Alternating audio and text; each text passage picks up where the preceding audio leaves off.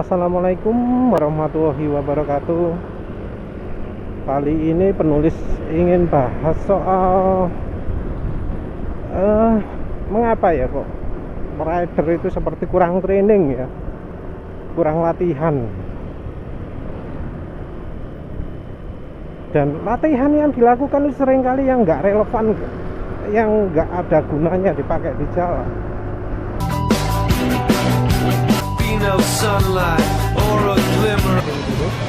Ya, di sini objektifnya adalah kembali menyeleksi di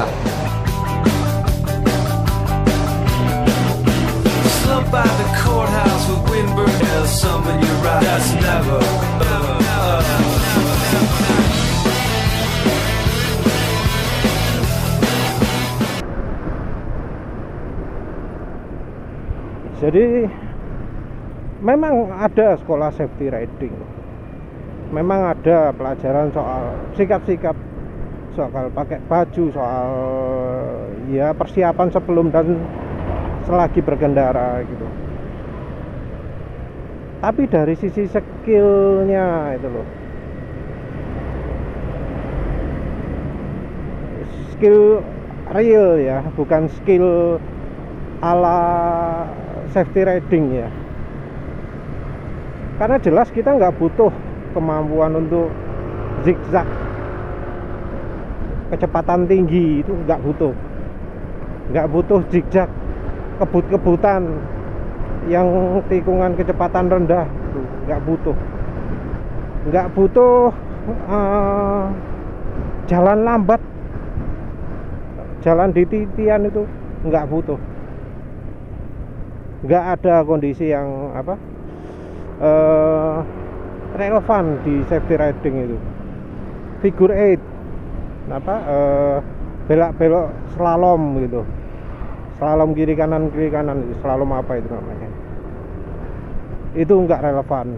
Terus slalom belak-belok dengan tikungan rumit, harus nggak boleh nyentuh garis atau apa, itu kita juga nggak butuh. Dalam kondisi real kita nggak ada keharusan untuk jalan kencang belok kiri kanan. Misalnya gini ya, apa penulis harus ke kanan dulu terus ke kiri? Ya enggak. Nyalip apa harus lewat kanan? Iya, nyalip lewat kanan itu peraturan. Tapi kalau sudah jadi kebiasaan orang itu kadang nyalip lewat kiri, yang nyetir mobil pun sadar kalau lihat spion kiri dan kanan. Harusnya yang naik motor juga gitu, kalau mau kemana-mana lihat kiri dan kanan. Spion itu penting ya. Kalau yang spionnya dilipat itu orang perlu dijejak ya.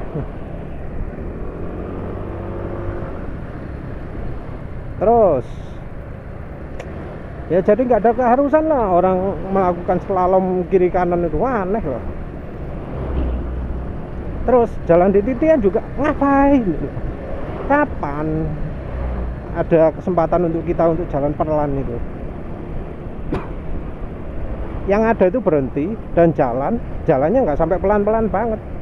Nggak butuh itu skill seperti itu. Kalau jaraknya masih pendek, ngapain maju? Nggak usah maju, nyandar kakinya. Balapan yang kegiatan yang sepertinya berguna itu pengereman, tapi jadi nggak berguna karena pengeremannya cuma kecepatan 40 km per jam. Itu nggak ngajari itu menjerumuskan. Soalnya di kecepatan itu terkesan seakan-akan rem depan itu penting banget ya. Ngerem pakai rem depan itu aman ya, padahal enggak. Kalau di kecepatan ya seperti penulis barusan tadi lakukan itu, kunci utama pengereman itu pemakaian rem belakang. Harus rem belakang dulu, baru selanjutnya kita teruskan pakai rem depan. Dan tenaga pengereman kita bebankan ke ban depan. Kalau pakai rem belakang dulu ya ambiar. Nah, latihan kecepatan tinggi ini penting. Ya tentu kalau yang ngajari macam JDDC dan RDL yang ngajari ngerem kalau kecepatan 100 itu harus rem depan dulu, nggak akan mereka mempraktekkan itu. Cari mati itu. Ya karena ajarannya ajaran ngawur.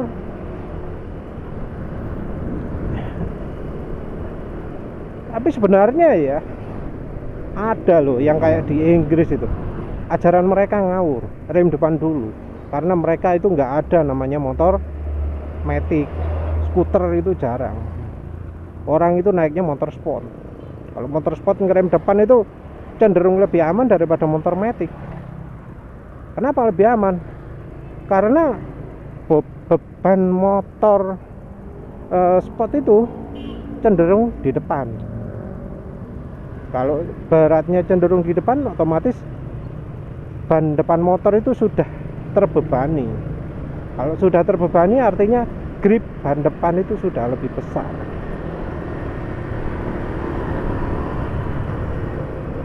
Nah, kalau grip ban depan sudah lebih besar ya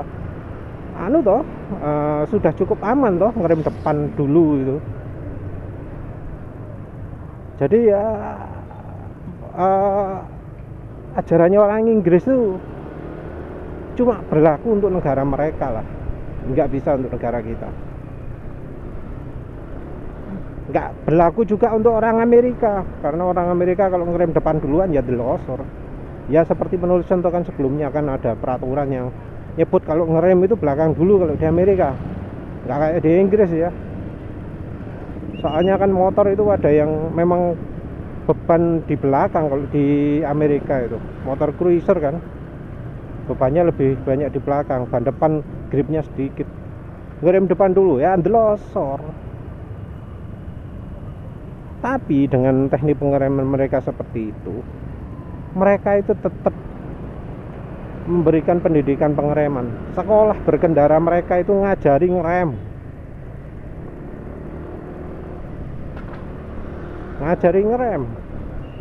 dan nggak kayak di Indonesia yang di kecepatan nggak ada gunanya. Nggak di kecepatan 40 mereka ngajarkan di Inggris itu. Kecepatan 60 mph 100 km per jam.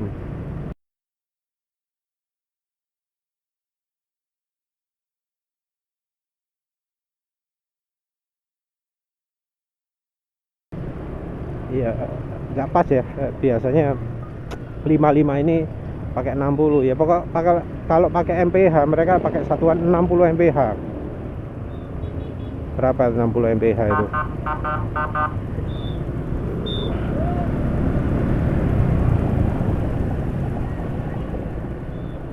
Yang jelas itu ajaran mereka.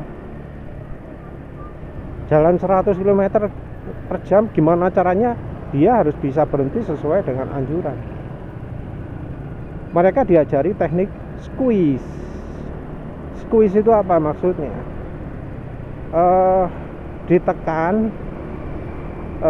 makin lama makin keras. Jadi kalau grab, mereka itu membandingkannya yang satu teknik grab, yang satu teknik squeeze. Grab itu artinya dipegang langsung keras. Nah, itu nggak boleh. Grab itu pegang jangan sampai lepas ya. Jadi di grab ditekan mek gitu ya, langsung keras. Itu nggak boleh diterapkan di motor. Ya pokoknya nggak boleh diterapkan di pengereman. Mereka mengharuskan ridernya belajar untuk melakukan squeeze. Squeeze itu ngeremnya makin lama makin keras. Jadi kalau misalnya penulis remnya depan dulu ya pakai cara itu. Cuma karena penulis pakai rem belakang dulu ya lebih leluasa lah. Squeeze-nya nggak perlu hati-hati untuk rem depan. Mau rem depan langsung setengah kuat saat awal ya no problem, karena beban sudah di ban depan. Karena bebannya sudah di ban depan ya lebih pakem.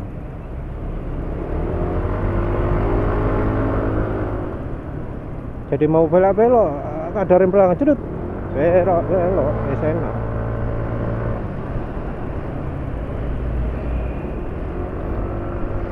Ya itulah yang harus dilatih, itu harusnya belajar pengereman, karena pengeremannya apa yang diajarkan di DDC sama RDL ngawur, mereka yang nggak akan berani lah mempraktekkan itu. Instruktur mereka pun nggak ngerem seperti itu, takut, ngeri lah. Bisa ya pasti deloser lah bang, cara ngeremnya ngawur. Squeeze kan kalau katanya JDDC itu ngeremnya dikocok ya, ditekan lepas. Nah wis itulah seperti yang menulis bahas sebelumnya.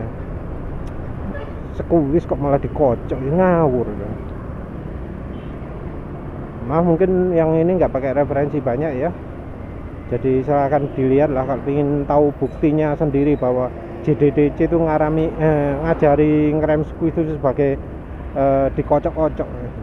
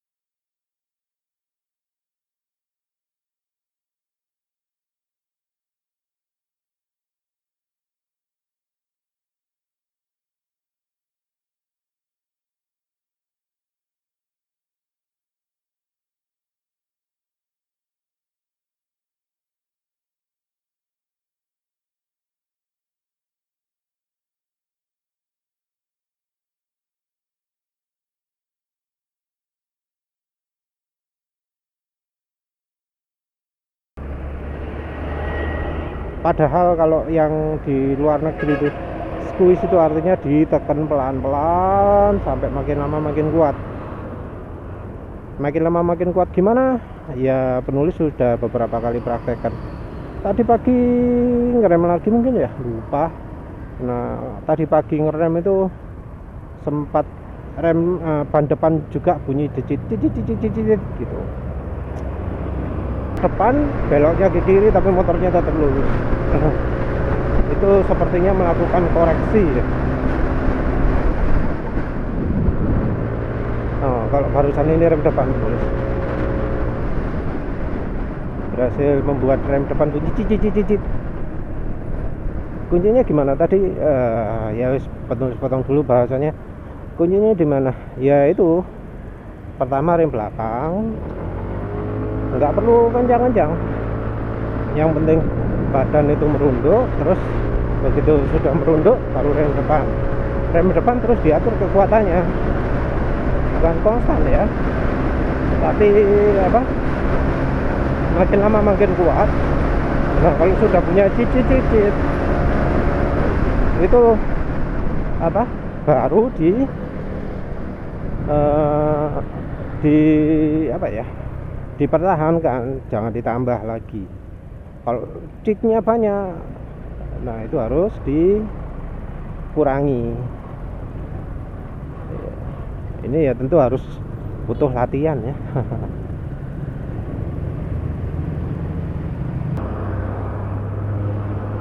Ya biasanya kalau penulis ngerem pasti sudah apa, sebelumnya sudah sering lihat spion ya. Kalau penulis jalan kencang itu penulis tetap lihat spion belakang, soalnya ya siapa tahu di belakang ada ninja atau apa yang jalannya jauh lebih cepat dari penulis.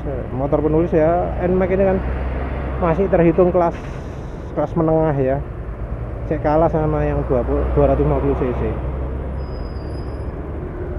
Jadi yang penting terutama itu kalau rider belajar pengereman dan belajar membiasakan jari itu di tuas rem. Jadi ilmunya penulis ini lebih ke berdasarkan pengalaman pribadi dan berdasarkan pengalaman atau pengajaran sekolah berkendara yang model Amerika gitu, atau di apa, di buku manualnya skuter gitu ya. Kalau buku manualnya skuter itu ngajarin ngerem belakang dulu mas, kalau depan dulu yang jelosor. Kalau nggak salah sudah pernah penulis bahas di video ya, tinggal dilihat sendiri soal rem depan. Terus ya juga di kupasmotor.wordpress.com. Kalau artikel kupasmotor.wordpress.com itu banyak sekali ya, mungkin sampai berulang-ulang kali penulis bahas berkali-kali. Biasanya buktinya beda-beda, sumbernya beda-beda, dari majalah luar negeri, dari pemerintah, departemen lalu lintas negara bagian Amerika, dari ya negara lain-lain lah. Jadi penulis sudah jelas sumbernya dari mana. Nah, kalau yang dari JDDC dan RDL itu nggak jelas sumbernya dari mana. Walau katanya itu belajarnya dari Amerika, Inggris, Jepang, nggak tahu lah yang mana. Karena jelas-jelas mereka juga nggak konsisten. Seperti ya sih belum rilis ya. Seperti soal itu tuas jari itu. Tuas jari sudah ya. Nah, ya soal tuas jari itu sudah ya, barusan menulis rilis ya. Itu ngomong soal jari nggak boleh dituas rem. Artikel keluar tahun 2019 akhir. Nah, ternyata di tahun 2009, 10 tahun yang lalu, Pak Jusri ini, JDDC ini ngomong kalau berkendara harusnya jari itu dituas rem. Entah mengapa kok tiba-tiba berubah.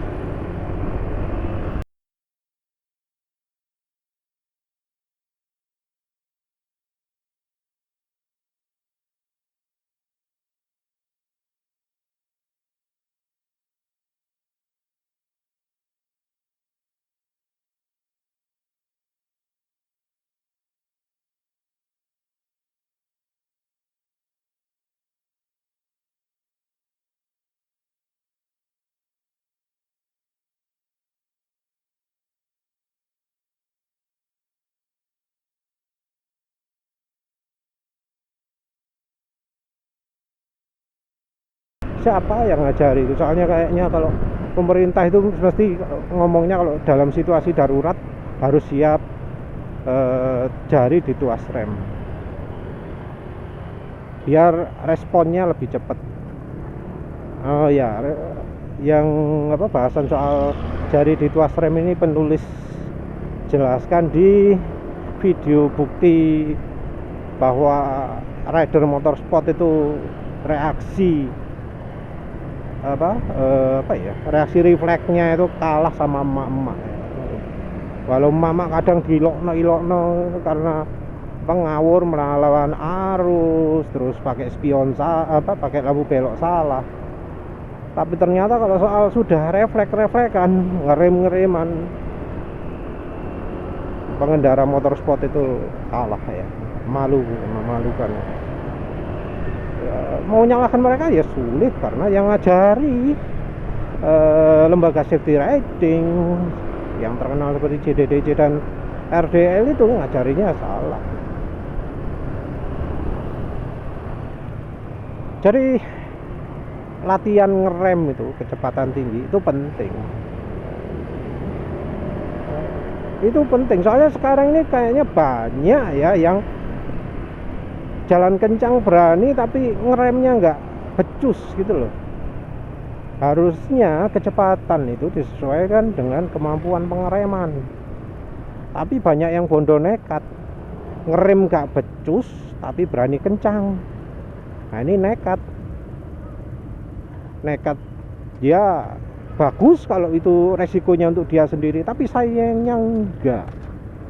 Mereka itu pasti akan membawa korbannya nggak cuma mereka sendiri tapi orang lain.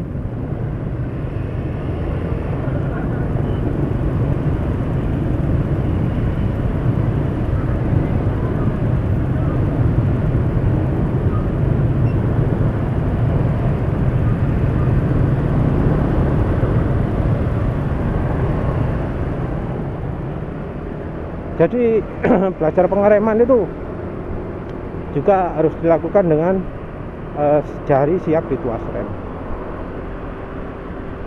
Harus tahu seberapa besar tenaga disalurkan. Harus tahu bagaimana memvariasikan kekuatan pengereman tergantung dari kondisi jalan dan ya bawa beban atau enggak.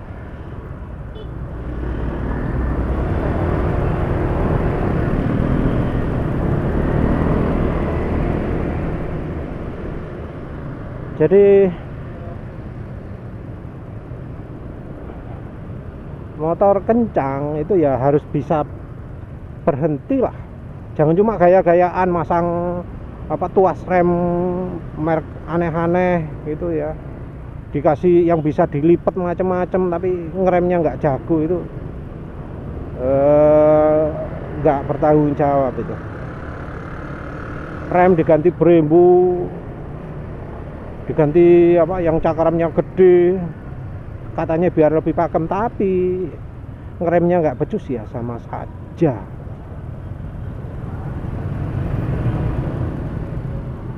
Nilainya jatuh kalau pas nanti sama emak-emak itu kalah ya.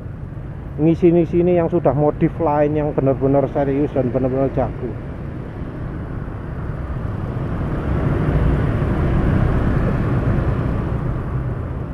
Jadi untuk mereka itu malah rem yang nggak pakem itu yang bagus, karena dengan begitu mereka akan remnya sekuat tenaga, nggak khawatir ya. Justru kalau remnya dibuat pakem mereka akan jelungup. Ya bikin mangkal juga, soalnya jawaban ini yang diberikan oleh mekanik bengkel ketika penulis tanya, rem depan kok nggak pakem? Ya remnya nggak pakai ABS mas, kalau dibuat pakem jelungup sampean. Ya ngilokno ya memang, tapi ya mau protes gimana, karena kebanyakan rider di jalan seperti itu nggak becus pakai rem depan. Selain reaksinya lelet, telat, sama mak kalah, remnya juga lelet, berhentinya lama karena nekennya nggak berani kuat. Sudah telat nekennya juga nggak berani kuat, nabrak ya.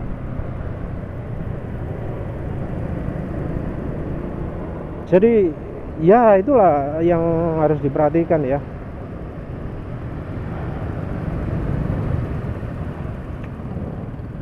Kalau ingin resep rem cakram rem bisa pakem ya, buat Semenite. Coba cari resepnya di grup Facebook atau ya di video YouTube ada cara buat CEMENITE, cara buat Semenite ada. Tinggal butuh kabel network atau kabel telepon isi 8, terus dipotong-potong jadikan kumparan kecil-kecil sesuai rumus. Udah, tinggal taruh motor, rem pasti jadi lebih pakem ya, kalau gak diapa-apakan.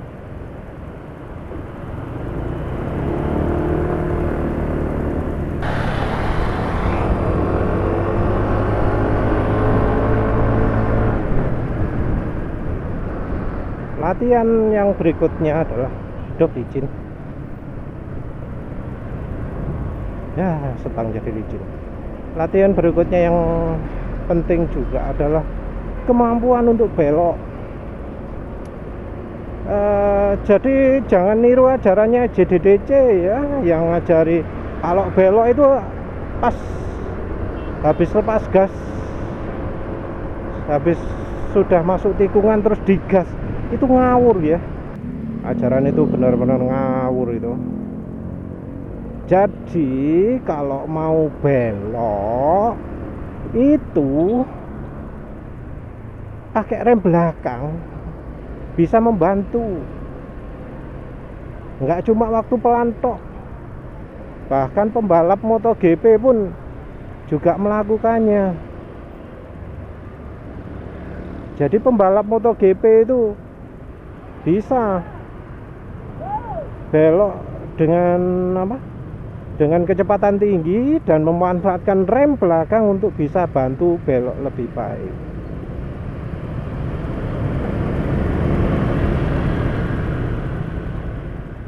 Belok pakai ngegas itu hanya bisa dilakukan kalau kecepatan menikungnya terlalu pelan daripada tikungan yang dimaksud. Jadi misalnya kalau orang lain jalannya di tikungan tersebut bisa 80 km per jam dan kita 60 km per jam, silahkan pakai akselerasi.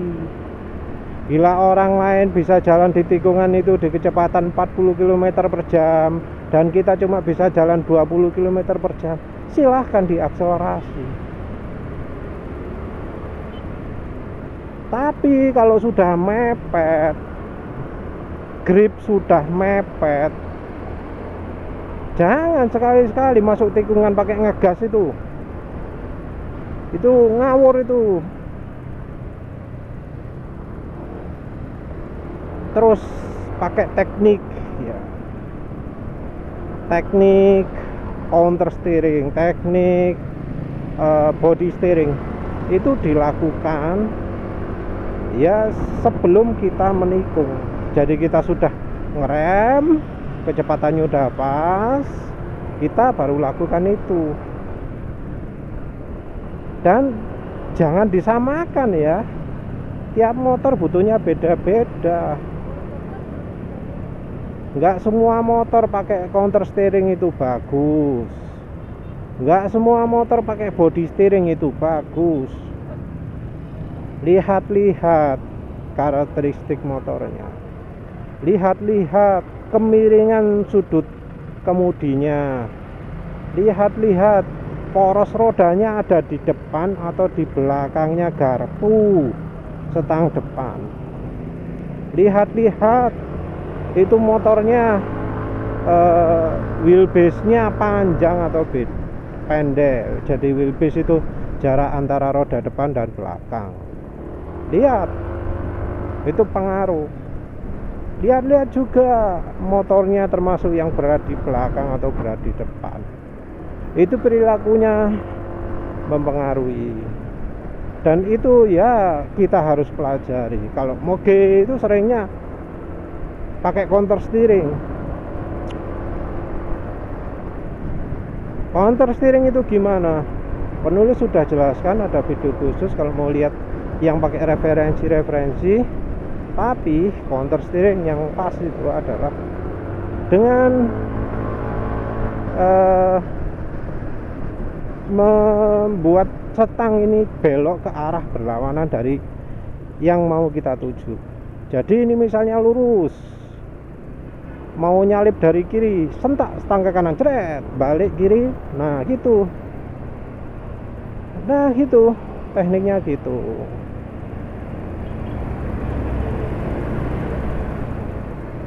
Jadi itu maksudnya di counter steering. Jadi bukan pas waktu belok ban lagi selip terus setang dibelokkan ke kanan. Enggak gitu. Itu bukan counter steering. Kalau lihat yang di web counter steering itu ditunjukkan gambarnya orang lagi sliding pakai motor trail atau motor sport ya, ban belakang geser ke belakang. Itu bukan counter steering, itu namanya sliding. Sliding seperti itu dilakukan pada waktu ngerem. Tapi bukan itu teknik yang harus dilakukan di jalan. Teknik sliding itu teknik berbahaya, apalagi kalau bannya ngegrip. Cocoknya dilakukan di jalan licin, bukan untuk dilakukan di jalan raya, bukan untuk dilakukan sehari-hari. Itu aksi stunt, aksi berbahaya.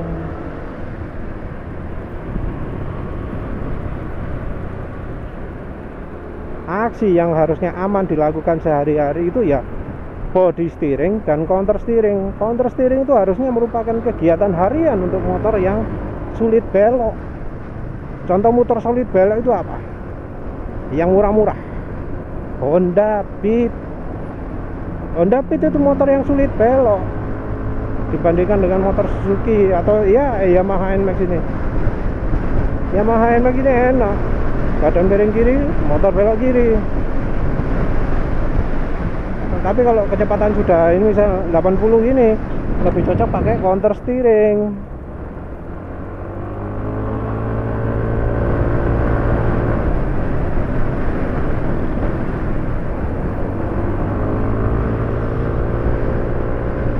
Nah kalau misalnya nggak mampu counter steering, merasa terlalu berbahaya, jadi kan misalnya pas lagi lurus ini stang banting kanan kan langsung ngiri sendiri. Itu kalau merasa terlalu berbahaya atau merasa eman dengan motornya, karena ya setang kan jadi disentak-sentak, ban jadi disentak-sentak, ya kadang mungkin takut melewat atau apa, ya kita lakukan aja pakai rem belakang. Jadi ya penulis Trenyuh juga ya, lihat beberapa, aduh enak ini, penulis sertakan anu semua aja ya, penulis sertakan referensi semua ya, soalnya kok banyak contoh yang ngaco.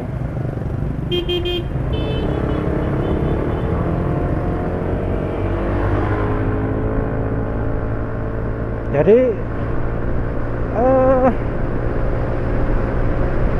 apa tadi,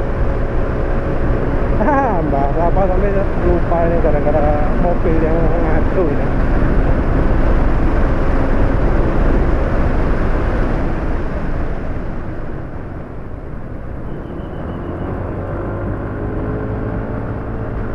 Bahasa apa tadi lupa ya,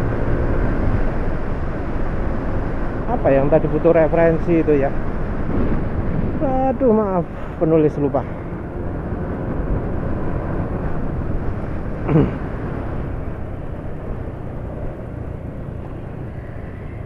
Oh iya, banyak rider pengendara NMAX itu nyasar ya, belok nggak mau.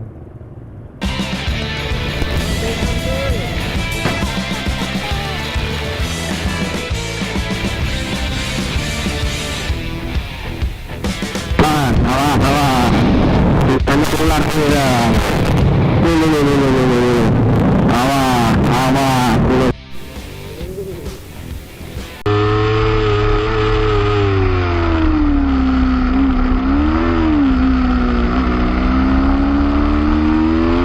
Bukan karena motornya berat ya. Berat berapa sih NMAX ini? 100, ini yang versi ini 127 kg kalau nggak salah ya. 127 kg itu ya masih lebih ringan daripada motor sport. Walau memang lebih berat daripada motor matic biasanya ya, lebih berat daripada motor bebek. Tapi masih termasuk ringan itu 127. Kayak ADV, kayak PCX itu kan 132, 136 ya, nggak tinggi-tinggi amat. Beda dengan motor sport 150 yang beratnya kira-kira berapa? 145, 150 gitu ya. Apalagi motor Cina, motor 2 silinder aja 260. Tapi ya mereka motornya stabil sih. Kalau ini kan NMAX ini kan modelnya berat di belakang. Motor berat di belakang itu cirinya apa? Understeer. Ya kalau disamakan dengan mobil Porsche gitu ya. Kalau pas akselerasi ya understeer parah. Pas kalau belok cenderung spin, muter, munting.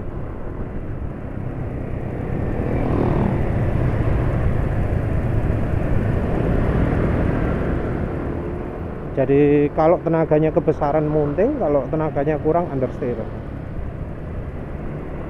Harus dibantu dengan rem ya, rem depan apa rem belakang lupa bagus.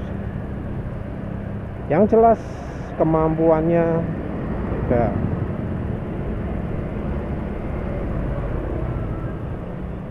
Jadi untuk pengendara NMAX yang nyasar ini